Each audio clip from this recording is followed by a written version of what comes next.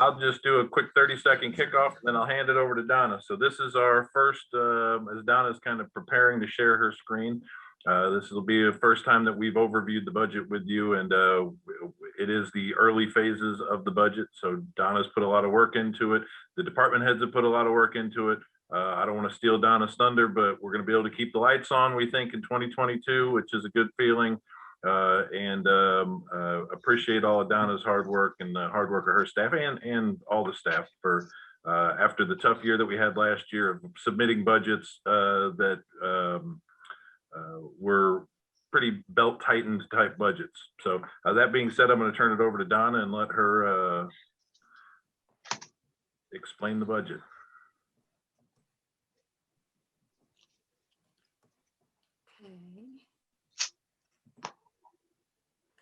Okay, as I think Chris really just said, this is really the preliminary operating budget. We're going to be working on furthering the estimates and kind of sharpening our pencil for the next couple of months, but did want to give you just a quick preview of where we think we are. So tonight we're going to just do some property tax basics, look at some preliminary budgets, quick look at salary and benefits, and then finish with the budget calendar. Just kind of a reminder of some of the terminology that you hear whenever you're talking about property tax. Assessed property value, that's the value on which property taxes are collected. And basically for residential property, it's 11.5% of market value. Mill rate, that's the rate at which the property tax is assessed per $1,000 of property value. Our current mill is 27.558. And then property tax revenue, or the amount that we receive that's generated by the levy, is calculated mill rate times assessed property value divided by 1,000. I think an easier way to look at it is probably on the next slide with an actual example. If you have a home whose market value is $226,000, which happens to be the average market value of a house in Merriam, then you would take 226,000 times the 11.5%, and you would get an assessed value of just under 26,000 or 25,990. Again, our mill rate is 27.558. To get the annual property tax that property would pay, you would take your assessed value, 25,990, times your mill rate, divide it by 1,000, and that would be $716.24 for the year. I like to also take a look at it on a per month basis. I think sometimes that puts a little more perspective on it. And the property tax per month would be $59.69. So basically for $60, the city provides fire service, police service, we provide public works, and generate all the positive citizen vibes that come through in the ETC survey. So how does Merriam City mill rate compare with others? If we look here, there's 19 cities listed on this chart. Merriam is 8th from the bottom. So we're really kind of right in the middle, but shaded a little bit towards the bottom side of it. And so we said that we have 27.558. How much does just one mill generate in our city? One mill equals $214,000. So if you raise or lower the mill by one mill, it would impact the revenue you would collect by that amount. So what is our total mill rate and how does that compare to the other cities in our county? Our total mill rate is 116.397 mills. And that puts us number 5 from the bottom, which as you can see, we're really slanted towards the bottom on that one. So with that mill rate, who's actually levying my property tax? Of my property tax bill, who's getting what? Well, the Shawnee Mission School District is levying 45% of that. Johnson County's 22, the city of Merriam's 24%. Then you have the community college at 8% and the state of Kansas at 1%. So we're about a quarter of it, but as you can see, 75% is controlled largely by other organizations. So are there any questions on property taxes that I could answer?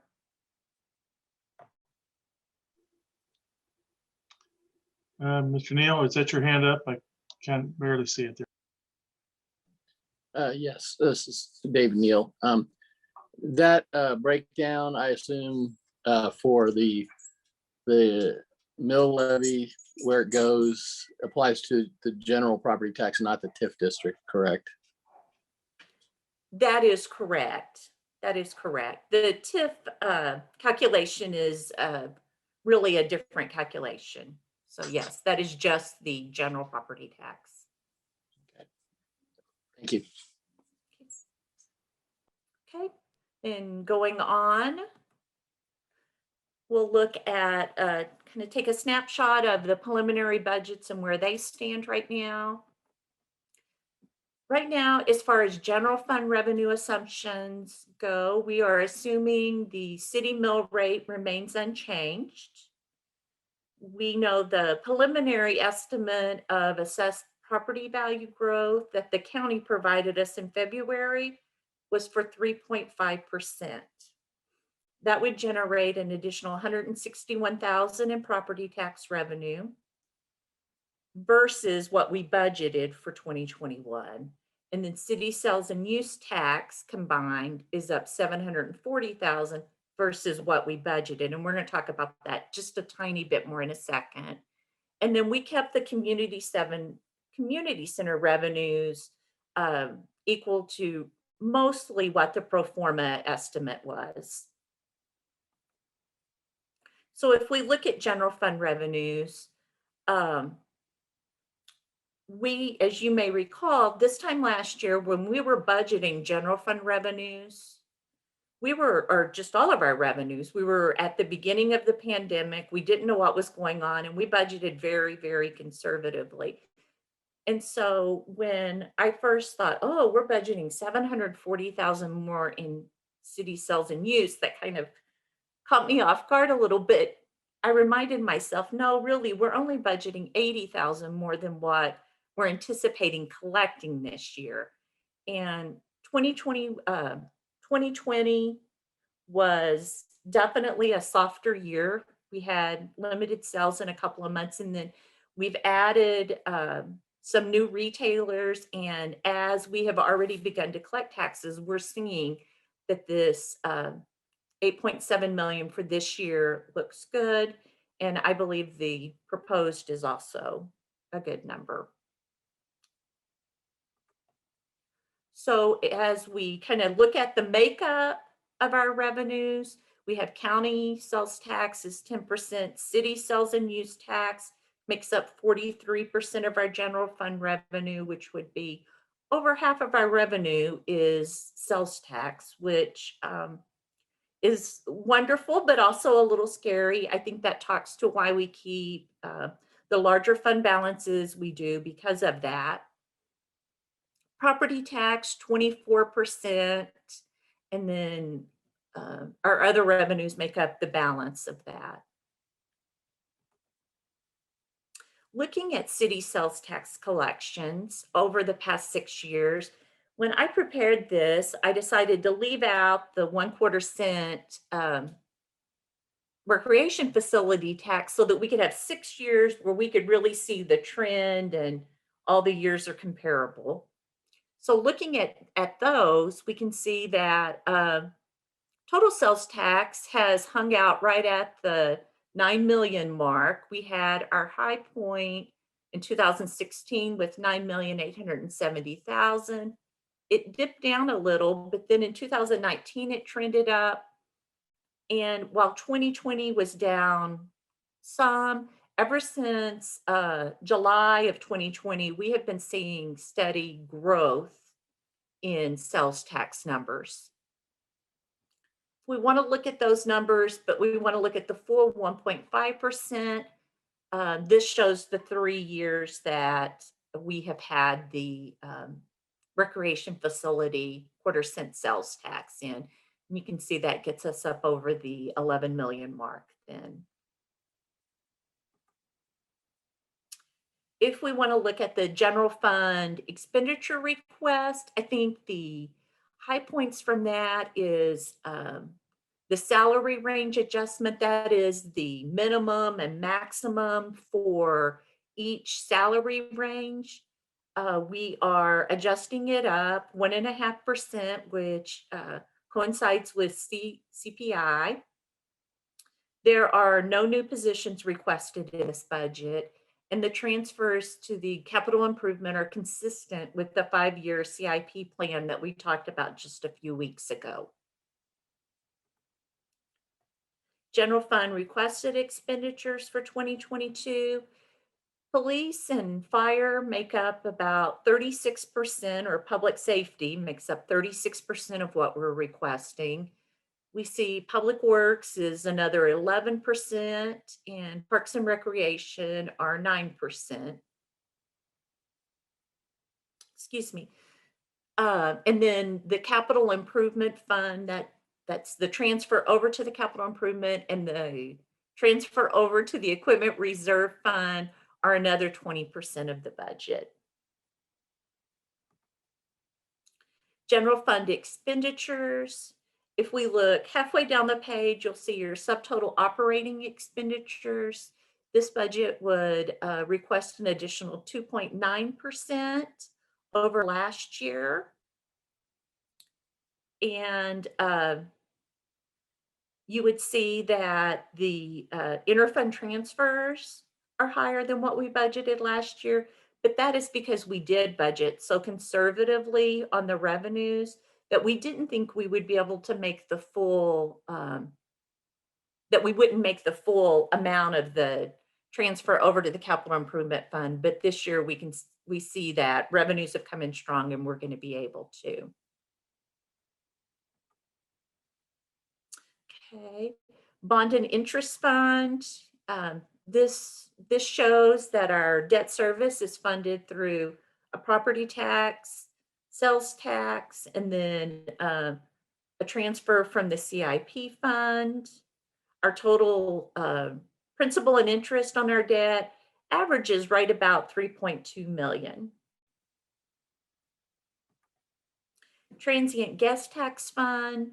One comment on this fund that you really can't see in this numbers, but our transient guest tax is one revenue source that really has had an impact. The pandemic has had an impact on it. We were averaging closer to 475,000 a year.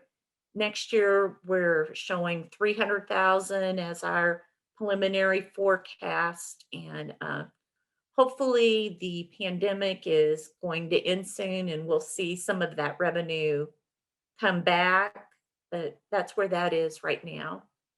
And then we see total expenditures of 577,000. The breakout for that is 53% is for the Visitors Bureau and staff there. Special events relate to the funding that we put into some of the festivals that we have, such as Turkey Creek or Merriam Drive Live. And then lastly, we have our equipment reserve fund. This is funded totally from a transfer from the general fund. Most or all of our major equipment is replaced and purchased through this fund. You'll see that on 2021, we have an estimated 620,000, and then preliminary budget for 2022 is 920,000. That estimated 2021 of 620,000 includes moving a piece of equipment from 2028 up to the current year. And of course, that would be subject to your approval, the city council approval. And so, but we wanted to introduce that concept to you tonight and let you know that that will be requested and brought to you. And that equipment is the self-contained breathing apparatus replacement. Whenever Merriam contracted with Overland Park, we knew that some of our equipment replacement dates weren't completely in sync. And that as we went through the process, there would be some that we would just have to adjust. On the breathing apparatus that Merriam has, the current replacement date was 2028, and we were replacing those on a 15-year cycle. Overland Park's replacement date was for 2021, and they've replaced theirs on a 10-year replacement cycle. The reason they've done it 10 years is because they adhere to the National Fire Protection Association safety standards, and it requires a 10-year replacement schedule. And it also includes updates on universal rectus fitting, enhanced testing, creating a universal pass alarm, and increased data logging. So just a lot of increased safety features in it. If Overland Park replaces theirs and we don't replace ours this year, their new equipment will not be compatible with ours. So the staff is going to be forced to maintain two systems. So really accelerating Merriam's purchase allows for greater consistency and improved safety. In addition, Johnson County Fire District number 2 is also upgrading their equipment. And so if we upgrade ours, bump ours up, then all 3 organizations will be consistent, which would have to improve safety across the board. So staff is recommending that Merriam accelerate our purchase to 2021 at a net cost of $111,752. By doing this, we're going to receive a quantity discount because we're going in with Overland Park, purchasing more than we would by ourselves. And we're going to get a trade-in allowance for our current equipment. Right now, prior to this discussion, we had funding of $150,000 in the 10-year equipment reserve, but it was out in 2028. So again, the $620,000 number that I showed you for 2021 would include this 112, enough to cover this 112,000. And we will bring the information to update to you in the future. Now, we also showed you an amount of $920,000 for 2022 request. And this is the list of what makes up those accounts, what makes up that amount. You'll see that by perusing that, the 2 largest amounts are for a telephone upgrade of $133,000. That was last updated 20 years ago. And then there is also something for the financial accounting software that is 21 years old. So the rest of those, I'll let you kind of peruse for yourself. So that gets us through everything but salary and benefits. Just looking at those, there is a total increase of $355,000 in salary and benefits taken into account in this proposed budget. Salaries would have a net increase of about 1.8%, and benefits would have an increase of about 6.88. The benefits are higher because whenever we forecast for health insurance, dental, vision, we go ahead and assume a 10% increase. We certainly hope that in November, when we actually go out there and sign the contract for those benefits next year, that it isn't that much, but obviously with health insurance the way it is, it's prudent probably to think that that might happen. So having gone through all that, I feel like I've gone through a lot of information fairly quickly. Are there any questions that I could answer? Any questions? I can't see your hand, speak up. No, doesn't look like there is. Pretty straightforward. Okay. And then I'll just give you a quick glance at the budget calendar. On June 15th, the county will be notifying us of our revenue neutral rate for property tax. Whenever we come back on June 28th, we're going to review revenue projections, and we will also talk more about what that revenue neutral rate is and how that will impact the city at that time. July 12th, we'll be back with a draft budget review. And then we hope to have all of this wrapped up and to the county by August 25th. So unless there are other questions, that's all I have for you tonight. And Chris Hands. Chris Hands, so we will get your presentation because you say things in a different way than it's what's in the packets. The numbers are the same. It's just a Right. different sequence. Yes, Okay. yes, yes. I would be happy to email this out to the council. Yeah, I would like it also. So thank Okay, you. I'll send it out to all of you. Great. Bob Pate. Yeah, my name is Bob Pape. Yeah, I'd just like to comment in reference to the SCBA and the, moving it up and the line item from 28 to 20, for next year. It is very important. I've talked to the chief about it, and well, obviously had to deal with that in a number of years. And the fact that we can buy it cheaper, will actually have some additional revenue will be garnered from the fact that what we're trading in will have value. If we push it out to 28, it loses virtually all of its value. So even though we're moving it up, I doubt overall that's probably going to be a big increase actually in the overall cost of the SCBA. Plus the whole fact of the safety issue is just monumental to the fire departments, to firefighters. Just thought I'd throw that out there. Mr. Knapp. Yes, question either for Donna or Chris Engel. Do we know how much the city of Merriam will receive from the American Rescue Plan Act? We, at this time, we have seen two different estimates, one of them being around 1.5 million and one of them being around 2 million.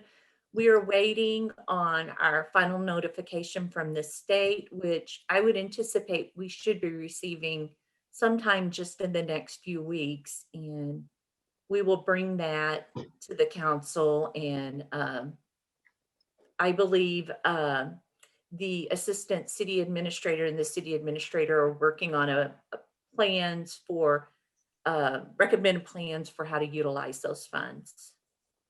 Now, that's the total because we get half this year and half next year, correct? That is correct. And that would be the total, not per year. Okay, thank you. You're welcome. Yeah, and this is Jennifer Jones-Lacey. I just wanted to add to that they're planning to release the final numbers for smaller communities next week. So we should have that final figure for you very shortly.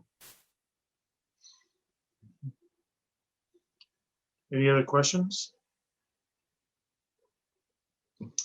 Okay, well, say thanks to Donna and Chris for putting this together. We'll be looking forward to getting the PowerPoint sent to us some form.